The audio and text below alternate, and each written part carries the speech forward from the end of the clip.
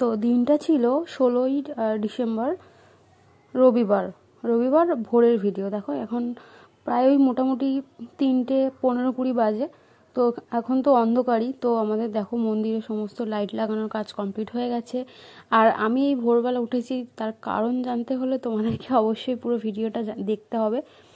হ্যাঁ, তো আমরা প্রতি বছরই পুজোর দিন ভোরবেলা বেরোই, আমি আর আমার হাজব্যান্ড। তো গত বছর পুজো হয়নি, সেই কারণে যাওয়া হয়নি। দেখো তোমাদের এই স্কুটিরতে টাইমটা দেখিয়ে দিলাম, 3:30 মতো বাজে। আর আমরা 4টের ট্রেন ধরবো। তো সোজা আমরা চলে যাচ্ছি স্টেশনের উদ্দেশ্যে। ওখানে গাড়িটাকে পার্কিংয়ে রাখবো। আর বাবা অলরেডি আগেই চলে গেছে, আমাদের জন্য টিকিট কেটে রাখবে। তো প্রচণ্ড ঠান্ডা লাগছিল, কিন্তু মানে অনেকটা আনন্দও হচ্ছিল যে যাচ্ছি। তো আমরা কোথায় যাচ্ছি সেটা তো তোমাদেরকে বলবোই। তো দেখো আমরা ফাইনালি ট্রেনে উঠে গেছি। আর ট্রেনটা ছিল প্রচণ্ড ফাঁকা, কারণ ভোরবেলা ওই টাইমে যারা কাজে যায় একমাত্র তারাই যায়। তো সেই কারণে খুব একটা ভিড় হয় না। আর ভোরের টাইমে খুব একটা বেশিরভাগ মানুষ যায় না, কম মানুষই যায়। তো যাই হোক, আস্তে আস্তে ট্রেনটা প্রায় ভিড় হয়ে গেছিলো।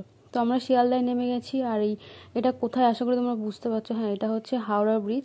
তো হাওড়া ব্রিজের নিচে যে ফুল মার্কেট থাকে, সেই মার্কেটে অনেক সস্তায় ফুল পাওয়া যায়, আশা করি তোমরা অনেকেই জানো। তো সেখানে আমরা যাই প্রতি বছর ফুল কেনার জন্য। তো আমাদের মন্দির সাজানোর জন্য অনেকটাই ফুল লাগে। তো এখানে আমাদের মানে ক্যানিং বাজারে অনেকটা দাম নিয়ে নেয়। তো সেই কারণে আমরা একটু কষ্ট হলে আমরা যাই, কিন্তু কষ্টটা কষ্ট মনে হয় না, আনন্দই হয়। তো অন্যান্য বছরের তুলনায় এবছর একটু ফুল কমই নিয়েছিলাম, যেহেতু আমাদের টাকা কম পড়ে গেছিলো। আমরা ভাবতেই পারিনি যে এই বছরে ফুলের দাম এত থাকবে। তো হাওড়া মার্কেটে যদি এত ফুলের দাম থাকে, তাহলে অন্যান্য মার্কেটে কত বেশি দাম থাকবে, তাই না? তো সকাল সকাল এত সুন্দর সুন্দর মানে তরতাজা টাটকা ফুলগুলো দেখে মানে মনটা পুরো ভরে যাচ্ছিল। মানে এতটা ভালো লাগছিল যে ভোরবেলা উঠে এতটা জার্নি করে এসছি, কোনো কষ্টই মানে মানে ফিল হয়নি। তো আশা করি তোমরা ভিডিওটা যারা দেখবে অবশ্যই ভালো লাগবে, কারণ এত সুন্দর সুন্দর ফুলের ভিডিও দেখতে কার না ভালো লাগে, তাই না? তো আমি ভাবলাম এগুলোকে তোমাদের সাথে শেয়ার করবো, তাই একটু একটু করে ক্লিপ তুলে রেখেছিলাম। আর মার্কেটটা এতটাই ভিড় ছিল, সত্যি কথা বলতে মানে সেইভাবে ভিডিও করতে পারছিলাম না। ফুলের ফটোগুলো তুলতেই পারছিলাম না, কারণ সবাই মানে কাস্টমাররা ঘিরে দাঁড়িয়ে আছে, প্রত্যেকটা দোকানে প্রচুর ভিড় ছিল। আর দেখো ফুলগুলো দেখো কি সুন্দর টাটকা তরতাজা। তো যাই হোক, এই ফুলগুলো দেখছিলাম আর আমরাও মানে নিয়েছিলাম এই যে এটা। তো প্রথমে 2টো প্যাকেট কিনেছিলাম ফুল নেওয়ার জন্য। তো সেই প্যাকেটে আমরা গাঁদা ফুল কিনেছিলাম, আর কিনেছিলাম মায়ের জন্য গোড়ের মালা রজনীগন্ধার।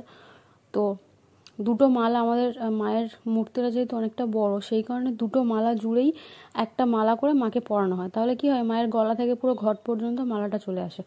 আর নিয়েছিলাম বেলপাতার মালা, নীলকণ্ঠের মালা, জবার মালা, আকন্দের মালা, 108টা জবার মালা।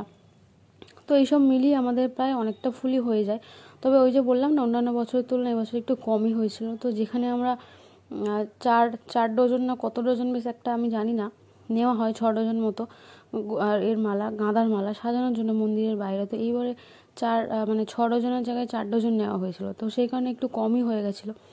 তো মেন কথা হচ্ছে আমরা ভুলেই গেছিলাম কতটা করে ওজন মানে কি কেনা হয়, যেহেতু 1 বছর গ্যাপ ছিল, সেই কারণে ভুলে গেছি। আর হ্যাঁ বন্ধুরা, তোমরা এটা বলতে পারো এটা কী ফুল? এই যে মাথায় লাগায় না বিয়েতে বা যে কোনো অনুষ্ঠানে, আমি ঠিক জানি না ওই ফুলটা কী নাম, বোন বলেছিল যদিও ভুলে গেছি। তো ওই ফুলটা এত পরিমাণে দাম, মানে 400 গ্রামের দাম কত একটা বেশ, মানে ওই টাকায় তুমি মানে ভুরি ভুরি তোমরা গোলাপ কিনে লাগাতে পারবে। তো সেই কারণে মানে আমরা তো দাম শুনেই পালিয়েছি, তাই বোনকে বললাম তোর যদি লাগানোর ইচ্ছা হয় তুই গোলাপি লাগা। তো যাই হোক, আমরা বাড়িতে চলে এসেছি কথায় কথায়। আর দেখো ফুল দিয়ে সাজানো স্টার্ট হয়ে গেছে। তো পুজোর ভিডিও